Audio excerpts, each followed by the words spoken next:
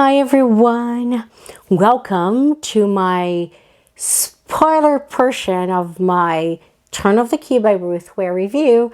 Again, this is a spoiler video.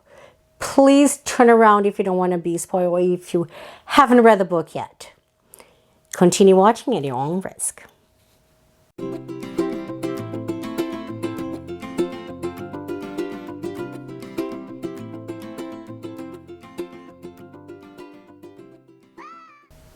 What the...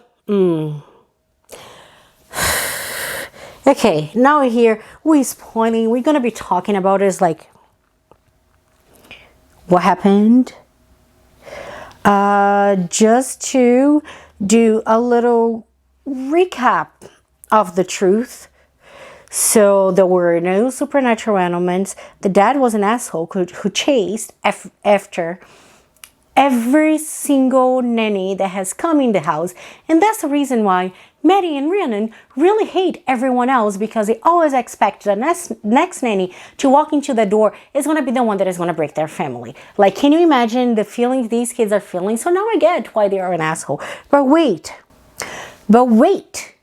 Rowan is not Rowan. She's Rachel, and guess who Rachel is? Rachel is a freaking asshole dad's daughter. He fathered her a long time ago and abandoned her mom, who really disliked him and was a shitty mom as well. So Rachel applied for this job.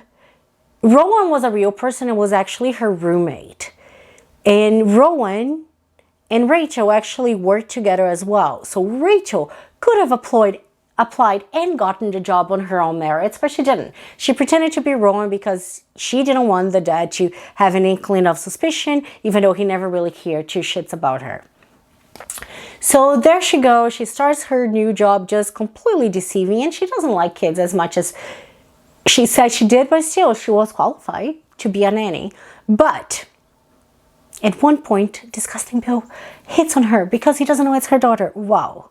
So he really is the asshole that his other kids know about that. But poor Rowan never had a family. So what happens? She goes in there. Can you imagine what it must be to be so lonely that you have to lie about who you are because you want to have a family? A family that could have been yours the whole time. Like, I don't know. I really feel bad for her. And it makes sense for angst, and that's one of the main reasons why when that was found out, because it had to be when she was arrested, people started really suspecting her, right? I mean, it's kind of doesn't look good. Let's leave it at that. Now, Jack, the knight in shiny armor from the whole book, that you go in there and it was like, you know what? He's the one who's going to rescue Rachel, isn't he? No. He's handsome, but he's an asshole who's married, but doesn't tell anyone because he also likes to get the nannies. Wow. And then, at the end, the only reason why we get to read the letter that was never sent to Mr. Wrexham is because the prison Rowan was in was a prison no more. So everybody that was in the prison was relocated to a different one, and this one was now under construction, and two of the construction workers found that letter and another one that I'll mention in a minute hidden within the walls of the former cell of Rachel. Okay? And the other letter we find and read is a letter where Ellie, the 5-year-old, confesses to the murder of Maddie. And please Rowan not to tell anyone, because she really didn't mean it like that, and she was too afraid to be in trouble. But she asked Rowan not to tell anyone because she knows Rowan's innocent, so she has faith that Rowan is never gonna go to prison, because people can't send an innocent person to jail. But she's really afraid of how mad her mom is gonna be. So Rachel, basically decided that she wanted to protect her sister. She was never loved, and she felt that her sacrifice was the best way she had to give love, and she really wanted to protect Ellie because she really got to love that little girl. So I think that was really beautiful, and I can see that. And that part of the ending really did not upset me. The things that upset me about the ending was like just some loose ends. One, how come these guys found these letters? Like, why didn't she destroy them and she just hid them instead? That made no sense, but there'll be no book without them. And then, also, we don't know what happened to Rowan. Was she convicted? Was she found not guilty? Where is she right now? We still don't know. And again, I'm okay with that. But the one thing that I'm also not okay with is the fact that, like, in my mind, and that's, okay.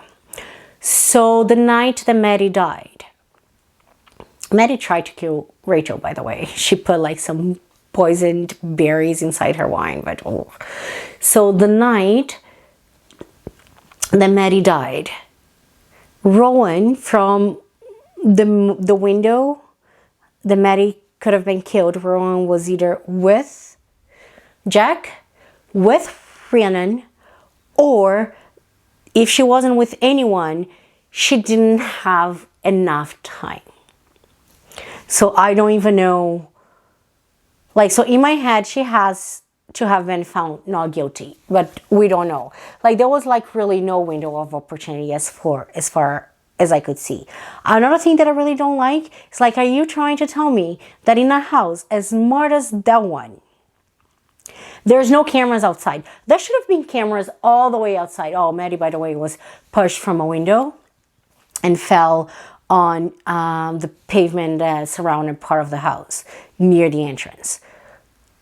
So you're telling me that near the mansion there is no cameras outside because they're not afraid of robbers?